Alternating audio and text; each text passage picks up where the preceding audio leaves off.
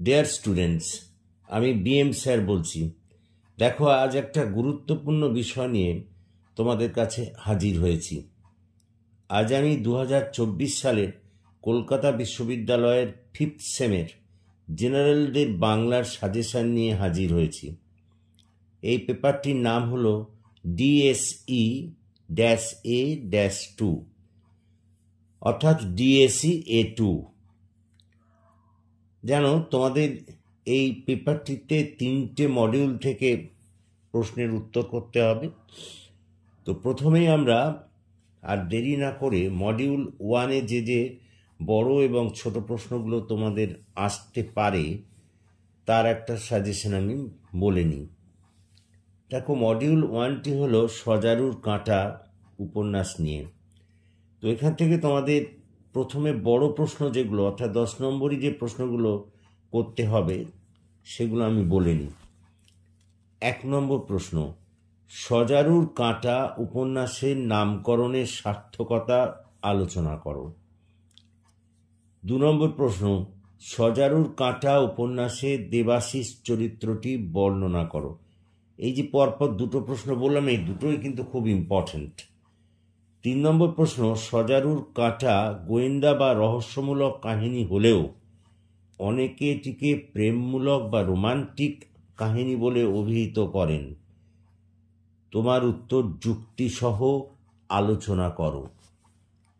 4 নম্বর প্রশ্ন, এই উপন্যাসের উপক্রমণিকা অংশটুকুর গুরুত্ব বর্ণনা করো। 5 নম্বর প্রশ্ন, ব্যোমকেশ চরিত্রটি বিচার করো। 6 নম্বর প্রশ্ন, প্রবাল চরিত্রটি বিচার করো। দেখো, এইগুলো থেকেই তোমরা বড় প্রশ্ন অবশ্যই কমন পেয়ে যাবে। এরপরে আসি 5 নম্বরের প্রশ্ন, যেগুলো লিখতে হয় তোমাদের। সেখান থেকে তোমরা করবে। প্রথম প্রশ্ন, নৃপতি লাহা কে? তার বাড়ির সান্ধ্যকালীন আড্ডাটি বর্ণনা করো। পরের প্রশ্ন, দেবাশিস ও দীপার বিবাহোত্তর জীবনযাত্রা বর্ণনা করো। পরের প্রশ্ন, কাঁটার আঘাতে দেবাশিসের মৃত্যু না হওয়ার কারণ ব্যাখ্যা করো। পরের প্রশ্ন, প্রবাল কাদের হত্যা করেছিল এবং কিভাবে হত্যা করেছিল। পরের প্রশ্ন, ব্যোমকেশ কিভাবে এই সিদ্ধান্তে এসেছিল যে প্রবালই প্রকৃত খুনি। এই পরের প্রশ্নটি হলো, দীপা চরিত্রটি সংক্ষেপে বিচার করো। এই তোমাদের মোট 10 ও 5 নম্বরের এই প্রশ্নগুলি তোমাদের করতে হবে। এরপরে আমরা চলে যাই মডিউল 2। 1 নম্বর প্রশ্ন, বড় প্রশ্নগুলো প্রথমে বলছি। প্রফেসর শঙ্কুর চরিত্র বিচার করো।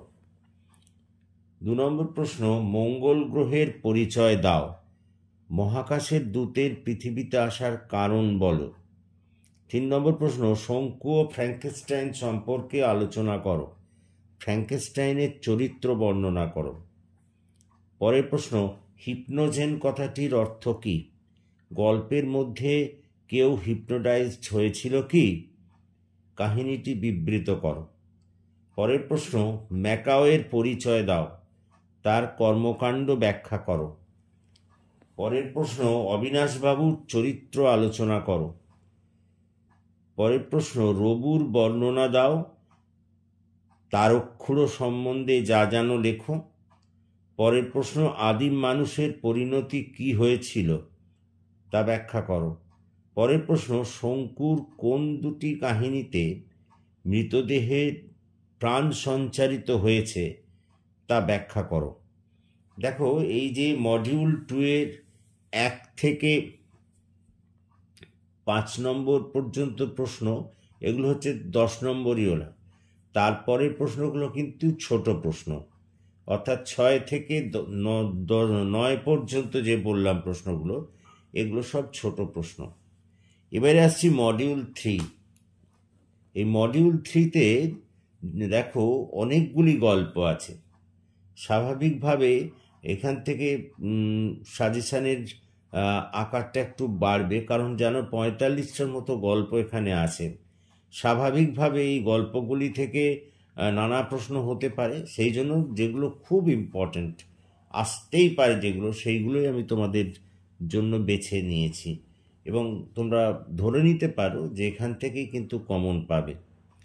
তো মডিউল 3-র 1 নম্বর যে প্রশ্নটি তোমাদের করতে হবে, সব ভুতুড়ে গল্পে যেসব ভূতেদের কথা জানা যায় তারা কেউ ভয় উদ্রেককারী নয়, বরঞ্চ আমাদেরই মতো তারা। বিষয়টি ব্যাখ্যা করো। অর্থাৎ সব ভুতুড়ে গল্পে যেসব ভূতদের আমরা পরিচয় পাই, দেখো সেই ভূতদের তারা কেউই কিন্তু ভয় উদ্রেককারী নয়, কেউ ভয় দেখায়নি, তারা আমাদের মতো নিপাট সরল সাদাসিধে মানুষ এর মতো। তো এই কথাটা, এই যুক্তিটা তোমাকে দুটো কাহিনীর মাধ্যমে, দুটো গল্পের মাধ্যমে বিষয়টা ব্যাখ্যা করতে হবে। পরেরটা, সাধারণ মানুষের মাধ্যমে ভূতেরা কিভাবে তাদের সাধ বাসনা পূরণ করেছে তা আলোচনা করো। পরেরটা, দুটি গল্প থেকে দুই কিশোর ভূতের পরিচয় দাও। এই যে গল্পগুলো আছে তার মধ্যে তোমাকে দুটো গল্প বেছে নিতে হবে এবং সেখান থেকে কিশোর ভূতের ব্যাপারে লিখতে হবে। পরের প্রশ্ন, মানুষ ও ভূতের বন্ধুত্বপূর্ণ সহাবস্থান আলোচনা করো। পরের প্রশ্ন, ভূতের গল্প রচনায় লীলা মজুমদারের অবদান বর্ণনা করো। পরের প্রশ্ন, পিসেমশাইয়ের বাড়ির বর্ণনা দাও। পরের প্রশ্ন, পেনেটিতে কি ঘটনা ঘটেছিল ব্যাখ্যা সহ আলোচনা করো। পরের প্রশ্ন, তেপান্তরের বাড়ি, শেল্টার প্রভৃতি গল্পে কত রকমের ভূত দেখা যায়। পরেরটা, দামু কাকার বিপত্তি গল্পে দামু কাকার চরিত্র বিচার করো। পরেরটা, লক্ষ্মীর চরিত্র বিচার করো। পরের প্রশ্ন, আহিরিটোলার বাড়িতে কে গিয়েছিল তা আলোচনা করো। পরের প্রশ্ন, আহিদিদির বন্ধুরা এবং বাপের ভিটে গল্পে যে স্নেহ পরায়ণ মাতৃসম চরিত্রের সন্ধান পাওয়া যায় তা বর্ণনা করো। পরের প্রশ্ন, গোলাবাড়ির সার্কিট হাউস এবং আকাশফিদ্দিম গল্প দুটির বিষয়বস্তু আলোচনা করো। দেখো, এই হলো আমাদের মোট সাজেশন। এখান থেকে কিন্তু তোমরা কমন পেয়ে যাবে, এর বাইরে আর কিচ্ছু করার দরকার নেই। কিন্তু যেগুলো বললাম সেগুলো যেন যথাযথভাবে করো, কারণ তোমাদের বারবার বলছি যে এই সব ভুতুড়ে গল্পতে অনেক গল্প আছে, সুতরাং যেগুলো আমরা সাজেশন হিসেবে বেছে নিয়েছি সেগুলোকে অন্তত ভালোভাবে করে যাবে। এই প্রশ্নগুলো করলেই এখান থেকেই কমন পেয়ে যাবে, এ ব্যাপারে তোমরা একেবারে নিশ্চিত থাকতে পারো। সুতরাং আশা করি তোমরা বুঝতে পেরেছো, আর যদি বুঝতে পারো তাহলে তোমরা আমার এই চ্যানেলটিকে সাবস্ক্রাইব করো, যে সব সাজেশন তোমাদের দিচ্ছি সেগুলো বন্ধুদের মধ্যে শেয়ার করো এবং আমার পাশে দাঁড়াও, যাতে আমরা এই যে চ্যানেলটাকে আরও গ্রো করতে পারি এবং তোমাদের আরও বেশি করে সেবায় আসতে পারি। Thank you for watching and listening. Please comment, share and subscribe my channel.